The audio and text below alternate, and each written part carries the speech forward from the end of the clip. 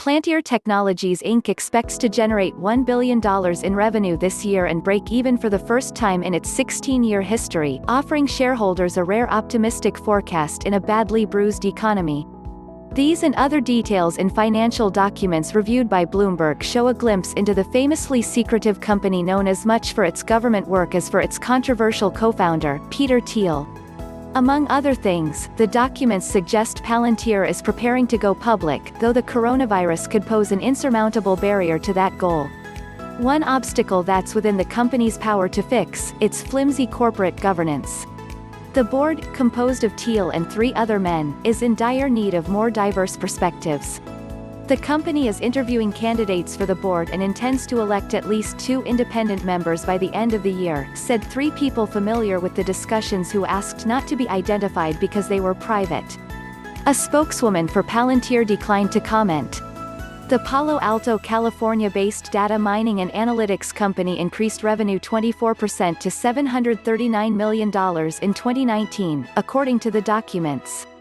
It expects to boost that number 38% to $1 billion this year. The vast majority of Plantir's contracts are long-term, and a significant portion of annual revenue comes from prior years, helping Plantir offset slow patches. Still, the coronavirus pandemic is impacting almost every business in the world and forcing many companies to tear up financial forecasts. Plantir is currently offering some of its software for free to governments and international organizations to help fight the virus, foregoing revenue from those clients. The financial projections, which were issued to investors at the end of March and haven't been previously reported, don't account for the full effects of the virus. Eric Munson, a Plantir shareholder since 2014, said the forecast probably undercounts the benefits to the company's revenue. Unfortunately, war, terrorists, chaos and pandemics are good for their business, said Munson, a founder of Addit Ventures. I think these estimates are very conservative. The privately held company has long resisted the public markets because it risked getting valued like a consultancy and because investors have given the company freedom to set its own pace toward profitability, people familiar with the matter said. Even when Plantir executives warmed to the idea of going public, a public offering has eluded them. Alex Karp, the chief executive officer, said in 2016 he was weighing an IPO. The deliberations continued in the intervening years, with little clarity on a timeline.